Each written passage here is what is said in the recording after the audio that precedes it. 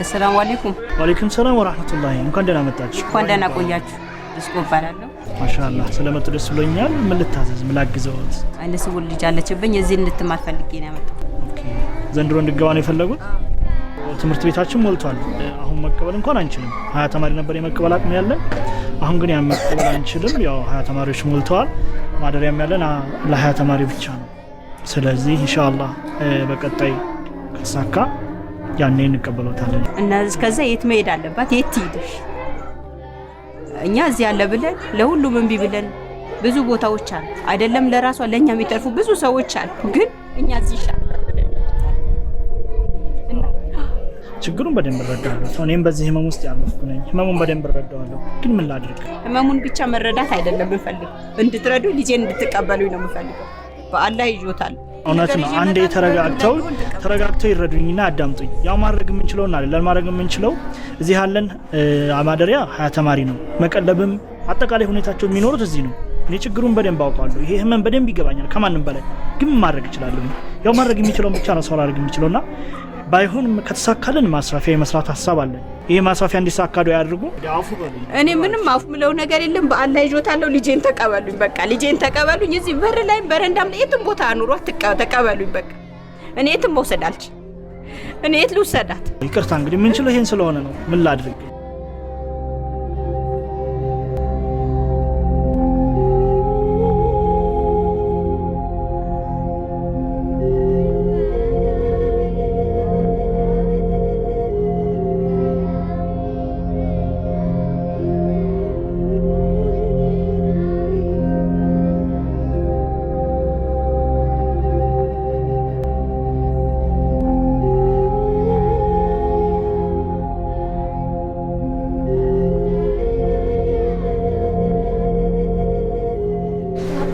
ውሽ ረጋኩሽ ነኝ አሳመንኩሽ? አይ አንተ ረጋትከኝ አይደለም ያመመኝ። እና ታዲያ ምንድነው ያመምሽና? አዲስ እህት ልናገኝ ነው ብዬ ነበር፣ ግን አንተ ቦታ የለንም ብላ አባረርካቸው። ደግሞ እኮ ከዚህ በፊት ብዙ እህትና ወንድም መጥተው ነበር፣ ግን አንተ ቦታ የለንም ብለ አባረርካቸው። እሺ ነው የምሄዱት። እናንተ የተማራችሁበት ትምህርት ቤት ሊሄዱ ነው። እዛ ከሄዱ ቁርአን አይቀሩም አይደል? ኡስታዝ ለምን ዝም ትላለህ? መልስልኝ እንጂ። የመጽሐፍ ቅዱስ ትምህርት ይሰጣል ሩብ ቀን። ምክንያቱም እሱን ካላነበብን ዓለማዊ ትምህርቱን መፈተንም ማወቅም አይቻልም። በዚህ ሁኔታ ያው ቤተሰብም የሚጠይቅህ የለም። ስላንተ ሁኔታ ምንድን ላይ ነው ያለው የሚባል ነገር የለም። ሁሉም ከመጣ በኋላ አንገራግሮ ያው ወደ መቀበል ነው የሚሄደው። አዎ ልክ ነች ብዬሻለሁኝ። ብዙ ጓደኞቼ በህፃንነታቸው ሌላ ትምህርት ቤት እየገቡ እምነታቸውን ለቀዋል። ግን አሁን አይሆንም ኢንሻአላህ። ታዲያ ለምን አባረርካቸው? ለምን እህቴ እንድትገባ አልፈቀድክላትም? ኡስታዝ እባክሽ ይበለኝ። አልጋ ካነሰም እኛ መስጊድ ውስጥ እናድራለን። በየቀኑ ቦታ የለንም ያለችው የምትመልሱት ህፃናቶች የት ነው የሚሄዱት? እባክሽ ይበለኝ። እሺ ለቻለ ትግማታለሽ ጋለኝ እሺ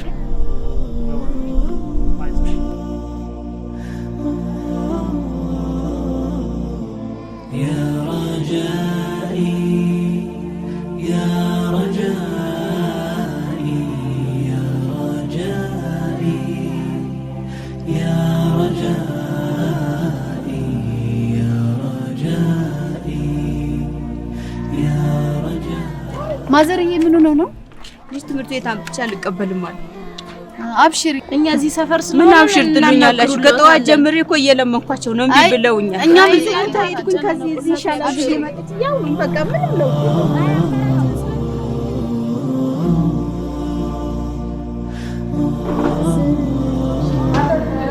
ነይ ነይ እምቢ ብለውኛል። ነይ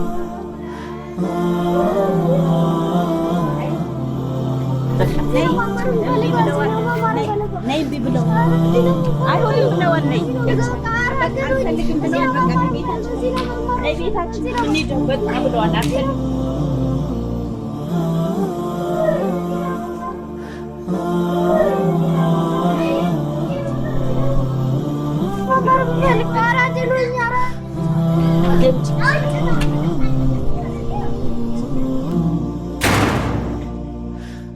አንቺስ ልጆችሽን ይዘሽ ወደ ቤት ሸርሽ። እኔ ጥያቄውን ይዤ ወዴት ልሂድ? መች ነው ይሄስ መልስ የሚያገኘው? በህፃን አይነት ሰው ላይ በር እየዘጋው እስከ መቼ ነው የሚቀጥለው? አረ ያ አላህ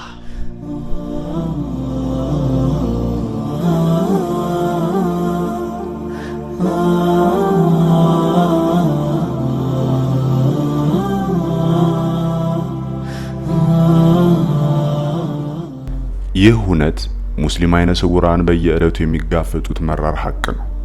ክስተቱ ሙስሊም አይነ ስውራን ዘመናዊ ትምህርት ለማግኘት ሲሉ ሃይማኖታቸውን ቀብድ ለማስያዝ እንዲገደዱ ያስገነዝበናል። ስንት ሚሊዮን ሙስሊም በሚኖርባት ሀገራችን አንድ የተሟላ አገልግሎት የሚሰጥ የአይነ ስውራን ትምህርት ቤት መገንባት አቅቶን እልፎች በኩፍር አላህን ተገናኝተዋል። ዛሬም በርካቶች ለትምህርት ሲሉ የልብ ብርሃናቸውን አጨልመዋል።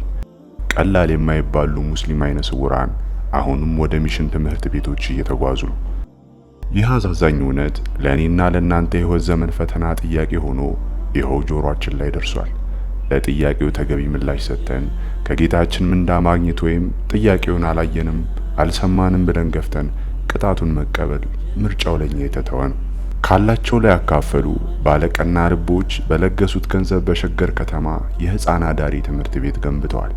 በዚህ መልኩ የወገገችው ፀሐይ ብርሃኗ የበለጠ ፈክቶ የሚሊዮን አይነ ስውራንን ተስፋ ታለመልም ዘንድ ረሱል ሰለላሁ ዐለይሂ ወሰለም ስላንተ በጌታዬ የተወቀስኩብህ እንኳን ደህና መጣህ ባሉላቸው ታላቁ ሰሃባ ስም የተመሰረተው አብዱላህ ኢብኑ ኡሚ መክቱም የቁርአን ማህበር ጥሪውን ያቀርባል።